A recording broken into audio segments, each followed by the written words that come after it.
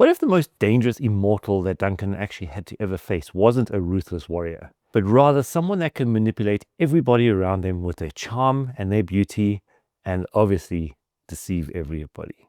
I'm Duncan MacLeod of the Clan MacLeod, born 400 years ago in the... well, no, not really. That was a TV show called Highlander. So, just listen to Rockin' at the Movies with me, Adrian Paul, and Shane comley-White, and you'll learn some interesting facts. Hello and welcome everybody, my name is Shane comley-White and you're with me at Rocking at the Movies, and today we're going to be breaking down the episode of Highlander, episode 5, and this is called Freefall. And this is where we see one of the most interesting points that has ever happened within the Highlander series up till now, even including the movies. It's where we see the very first female immortal that has been introduced to the whole Highlander and immortal world. So the episode starts off straight away with something that's quite impactful, and we actually see the new immortal, and her name is Felicia Martins, and she brings us into one of the very first moments within the Highlander TV series where we are actually experiencing what she is supposedly experiencing as well, and that is her first death. Now, remember in the previous episode that I spoke about, we mentioned that every immortal, or to become an immortal, has to go through a tragic death. So before that, they are mortal, like what we are, you and I are, and they then go through an immortal, tragic, and then they go through quite a tragic death, and that causes or sparks the immortal gene that they've already had inside them for the rest of their, or for their entire life up until that moment. And from then on, they don't age, they never change. All their injuries from then on always heal, and we'll get into all the different lore and all the different aspects that make an immortal quite unique and quite impressive compared to us mortals. And so it's quite interesting how it all works. This is the first time that we actually see someone who is experiencing that first death, other than any of the movies, because obviously we saw Connor MacLeod experiencing his. If we watch the end game, we see Duncan and all of his experiences that happens there as well. And he goes back in time, and how Connor comes and finds him, and all of these different aspects of it. So it's very, very interesting to see one happening in front of our eyes, or so we feel. Now, this is where Felicia is a little bit of a devious kind of person. She falls off this building, or jumps off this building out of one of the top floors of the building itself, crashing to her death. Tons of witnesses around, and obviously she's now dead. Everybody realizes that she's dead. The ambulance comes through, they take her to the hospital, and once they've taken her to the hospital, they send her straight to the morgue, preparing her for someone to identify her, because now there's no name, there's no ID on her, and so at the moment she's a Jane Doe. But anyway, the story continues where Felicia is confused, or it looks like she's completely confused, doesn't know what's happening, doesn't know what she's just experienced. She knew that she jumped off this building, and now all of a sudden she's wandering around out of the mortuary itself, and she's very, very, very confused, and we are living this experience with her. She then comes across the antique store, which is Tess's and Duncan's shop and home, and she stumbles in there very covered in blood and all very shocked and everything else like that goes with that. But lo and behold, guess who's there? Duncan's not there. Tess is not there. It's Richie. Richie is the one who interacts with her straight away for the very first time. But it's quite interesting how we see Richie kind of trying to adapt or adopt the way that Duncan deals with people. Duncan always wants to help people. He always wants to be there to see the best in every single person and to try help them figure out what's going on. And Richie tries to do the same. But because he doesn't have the experience, because he doesn't have the hundreds of years like Duncan does to see through certain things, Richie will always fall into a little bit of a gullible game where he is extremely gullible, and people take advantage of him very, very quickly. And this is what happens here, and obviously in multiple episodes down the line as well, which we'll be touching on very soon, so that you don't want to miss out. So before I continue, I hope that you are enjoying these shows that I'm putting on for you at the moment, and I'd like to encourage you to like and subscribe, and to follow us and hit the notification bell. And also, please start commenting on the video so we can actually start a bit of a conversation about Highlander. Show us your experience. Tell us what you thought about Felicia at this point in time. All right, that's it. Let's go carry on back into it. So Richie is gullible. he's blown away by her beauty. Now, this character, Felicia, is obviously played by Joan Jett, who is an international rock star. So this is one of the very first times as well where the Highlander series has a guest star who's already quite famous, and it brings in a lot of followers. I can only imagine a lot of her fans were watching this, and she was promoting this back then quite far and wide. And I'm hoping, you never know, I might be able to actually interview her very, very soon, so you'll be able to see exactly what her experiences were. However, I'm diverting again. Let's get back to how this actually happened. So Richie goes all out, and he kind of starts to feel a little bit of a feeling for her, and he's quite attracted to her. And she also plays into this. She kind of manipulates him and starts letting Richie know her feelings for him. So it kind of, a lot of manipulation is happening from her side to him. And this is where it shows a little bit more of who she actually is. She plays people. She plays people exceptionally well. She knows what she can get from each person, and she tries her hardest to get what she wants. And in this instance, she's looking for something that we don't know yet. It seems like she wants help. So when Duncan and Tess come through, they are very confused. However, Tessa takes on the role of the nurturing person, and she kind of looks after her, but there's a bit of suspicion in the back of her head from the beginning. You can actually see it. Duncan then realizes that she's now immortal, and he's also got this vibe, and you'll see at a later stage, where he wants to help people who are new to this entire world and new to the game, to help them survive, teach them some skills to defend themselves. And this is exactly what Duncan does. He helps her, he trains her, and ultimately this actually backfires on Duncan, because he's training his enemy, which is very interesting to see how this all works out. She doesn't become a student of his. She becomes someone who battles him down the line towards the end of the episode. But what we see is an interesting side of Duncan and an interesting side of Richie, where they butt heads a little bit, because Duncan is suspicious. Richie is on cloud nine because he's now found the love of his life, and she's manipulating him and convincing him to leave and go with her and be with her all the time, and all of these kind of things.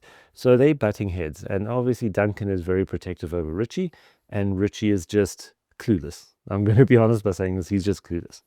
There's a phrase, I'm not going to say it right now, but you never know. It's going to be young, dumb, and you can fill in the rest.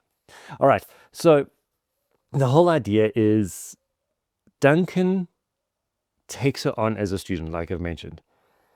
One amazing thing is he gets this particular sword that he got in an auction for over $200,000 for this particular relic. And it is a samurai sword, and it is an extremely beautiful sword. Obviously, it's not the same as what Duncan's sword might be, but it is an icon, a relic, something from many, many, many years ago, centuries ago. He willingly gives this to Felicia. Now, I was jealous. I love my swords. I've got over 15, possibly 20 swords. I must count them all, of a whole range of different things, from various different movies, from Lord of the Rings, from Highlander, from Braveheart. I've got a whole range of different swords. And these two are my ultimate favorites. And the one I got here at the bottom, I won. It was a prize because I did a grading that I had to do. So they mean a lot to me. And I can only imagine what it must have felt like for Duncan to hand over this iconic sword to a new immortal, a brand new born immortal, and teach her how to use it as specifically or as well as he possibly can, so that she can defend herself and survive, especially when people start hunting her. It turns out that she's been deceiving Duncan the whole way through as well. Now, she gathered the sword. She got the sword from Duncan, and I don't actually understand why she did this, because she is an immortal that's been around for a lot longer than what we actually realize and what Duncan even notices.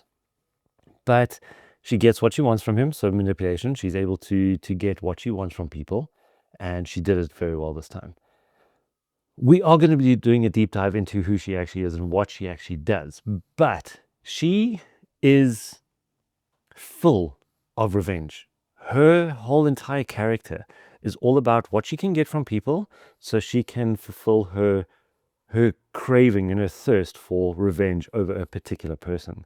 We're going to be diving into that in the next video that's coming up this week. So you do not want to miss out on that. So you don't want to miss out on that, because we're going to be breaking down what their relationship was, how it all worked out, and why is she like this?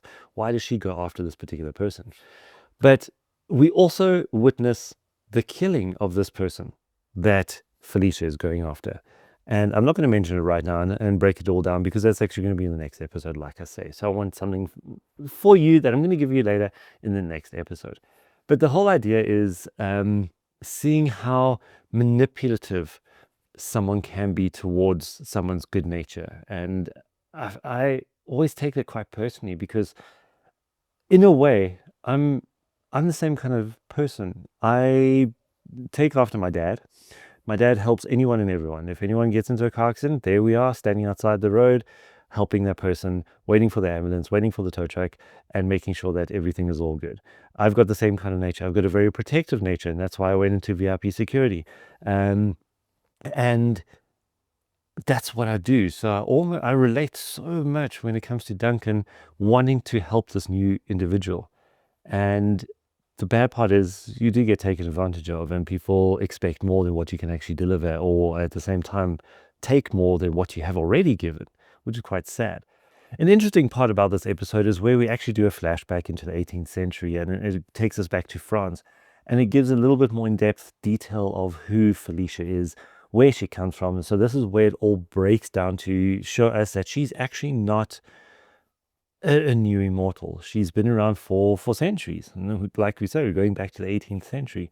And when it takes us there to France, it actually shows us who Felicia was, why she is what she is, why she does what she does, and what kind of person is she. She's definitely jealous. She's definitely envious of a lot of people, but she is angry and bitter, and her revenge streak is there, and she'll do whatever she can to get what she wants. Now, that will be hurting innocent people, women and children, and different families, breaking families, whatever else it might be. So clearly, she's been doing this from the word go, maybe even before she became immortal. This was just her nature.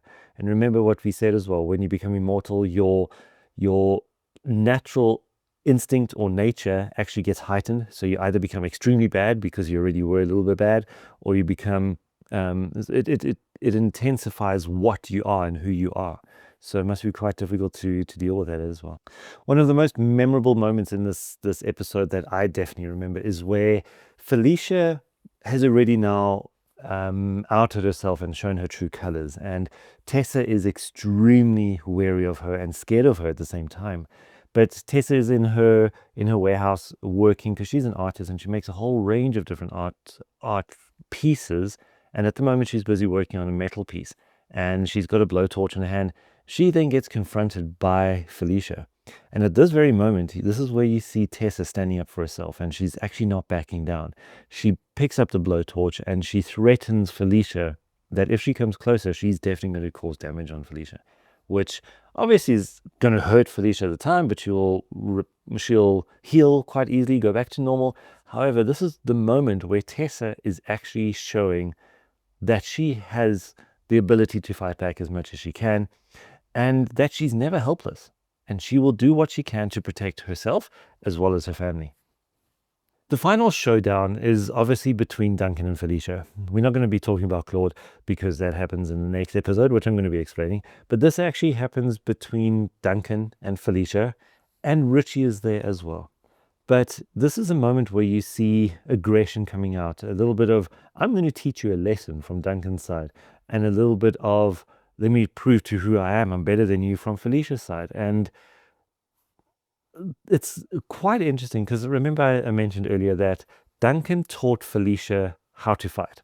So Duncan gave away his techniques, his skill, his ability, and taught Felicia a new way of fighting with a samurai sword or a katana, or any kind of curved blade, which will be a little bit more interesting for us to actually learn. It's not like a broadsword where you just hack both ways and you can do whatever you need to. Yes, there's skill, obviously, but we're going to be touching on that at a later stage, when I'm going to be breaking down certain fighting techniques that you can learn.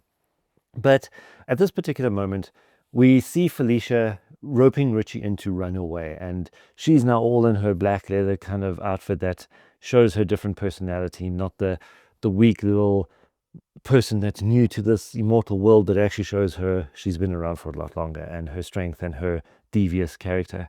And she ropes Richie in, and she tricks Richie to get to the beach to try run away with her and to leave Duncan.